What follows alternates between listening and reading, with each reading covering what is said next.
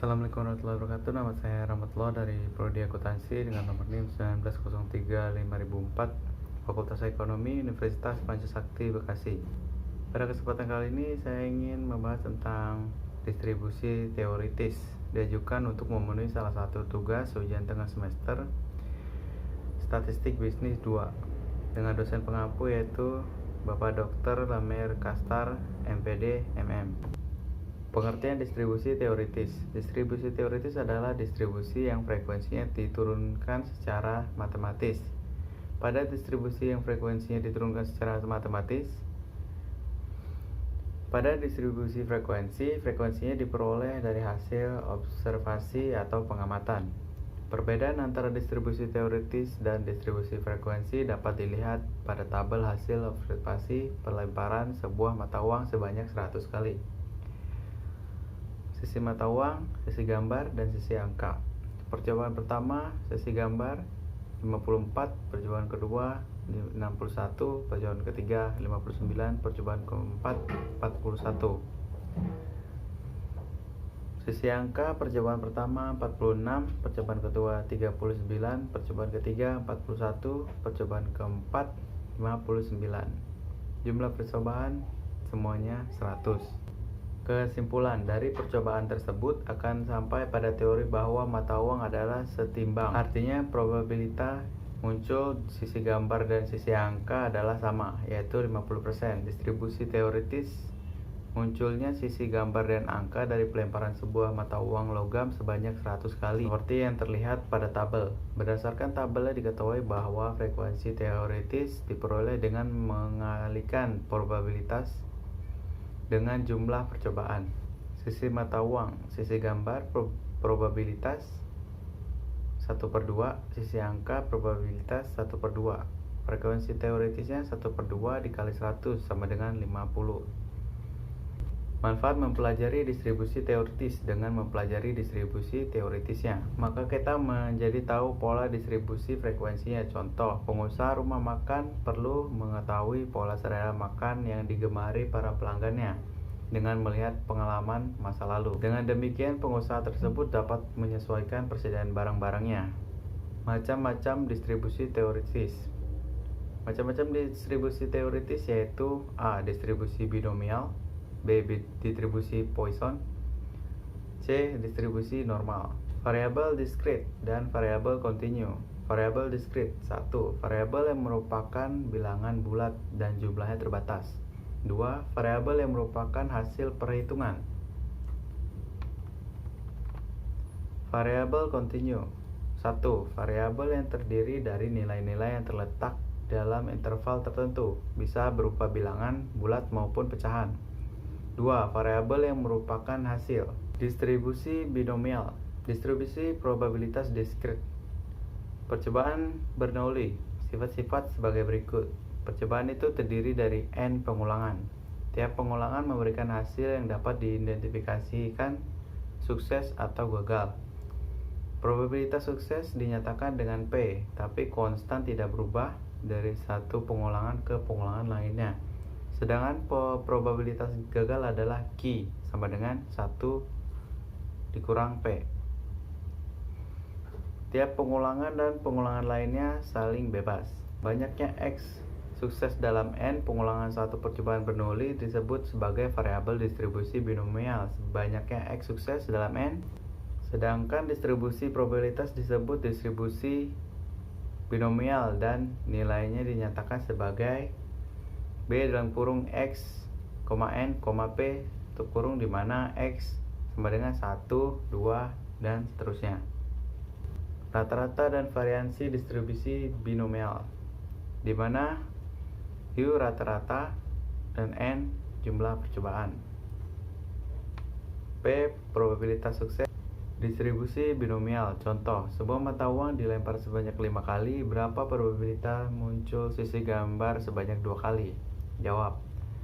Diketahui N sama dengan 5, X sama dengan 2, maka P dalam kurung X, N tutup kurung sama dengan NCX P kuadrat X Q kuadrat dalam kurung N dikurang X tutup kurung. P dalam kurung 2,5 tutup kurung sama dengan 5C2 dalam kurung 1/2 tutup kurung kuadrat 2 dikali dalam kurung 1/2 tutup kurung kuadrat 5 kurang 2 sama dengan 10 dikali 1/4 dikali 1/8 sama dengan 10/32 sama dengan 5/16. Distribusi binomial. Contoh, berapa rata-rata dan deviasi standar dari pelemparan sebuah mata uang yang dilempar 300 kali? Jawab. P sama dengan 1/2, N sama dengan 300, rata-rata sama dengan 300 dikali 1/2 sama dengan 150. Deviasi standar 300 1/2 sama dengan 8,66.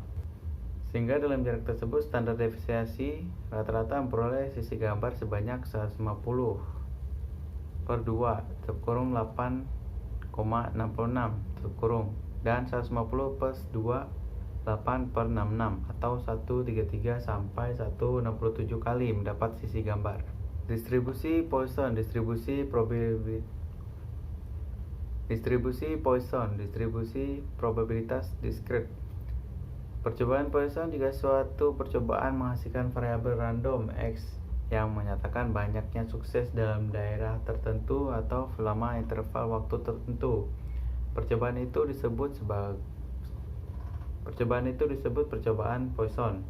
Ciri-ciri distribusi Poisson digunakan pada percobaan binomial jika N lebih besar daripada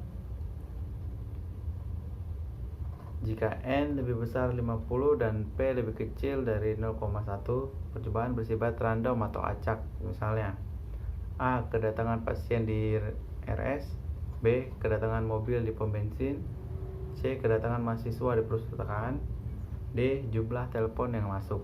Distribusi Poisson, jumlah X dari keluaran yang terjadi selama satu percobaan Poisson tersebut, variabel random Poisson, dan distribusi probabilitasnya disebut distribusi Poisson.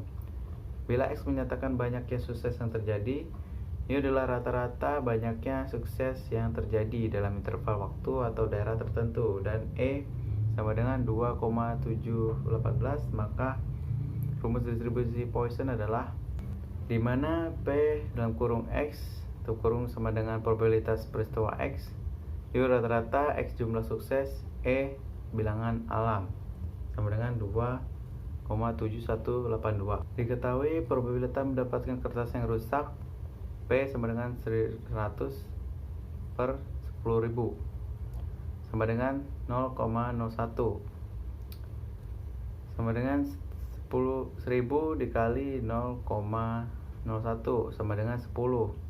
A. P dalam kurung X sama dengan 5 sama dengan 10 kuadrat 5 dikali E kuadrat minus 10 sama dengan 100.000 dikali 0,000045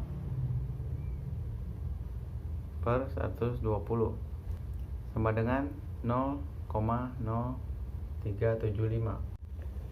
Hubungan distribusi Poisson dengan distribusi binomial. Distribusi Poisson sebagai suatu bentuk perbatasan distribusi binomial pada saat N besar sedangkan P mendekati 0 dan NP konstan. Sehingga bila N besar dan P mendekati 0, distribusi Poisson dapat digunakan untuk memperkirakan probabilitas binomial sama dengan NP.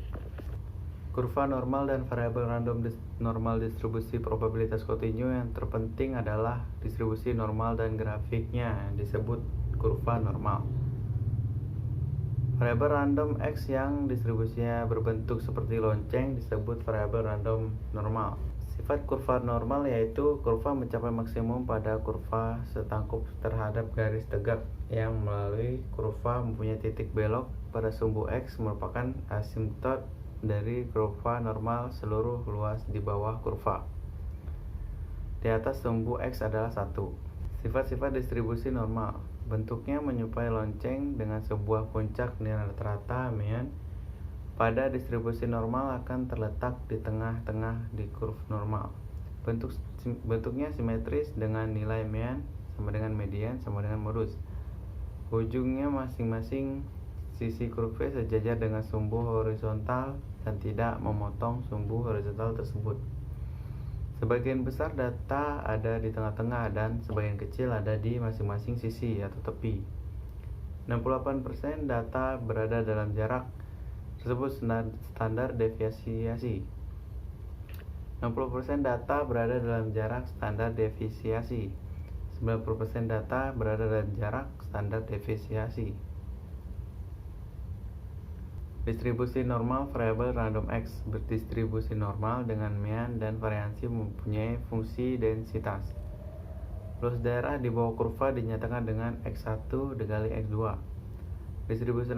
Distribusi normal standar 1 apabila variabel X transformasikan dengan substitusi, maka ternyata substitusinya menyebabkan distribusi normal menjadi yang disebut distribusi normal standar.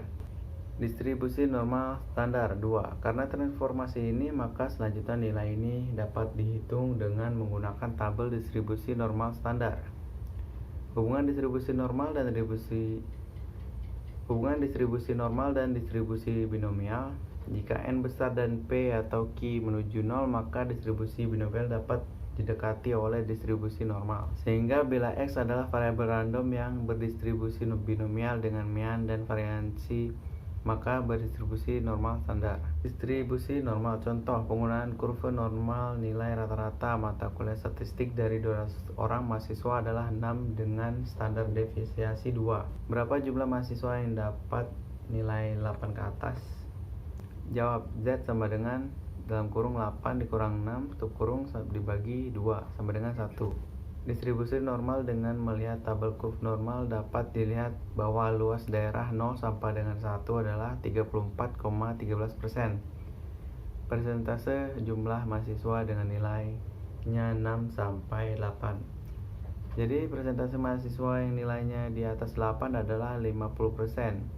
Dikurang 34,13% sama dengan 15,87%. Dengan demikian jumlah nilai mahasiswa yang nilainya di atas 8 adalah 200 dikali 15,87% sama dengan 31,74 sama dengan 32 orang. Baik, sekian presentasi dari saya, kurang lebih saya mohon maaf. Terima kasih.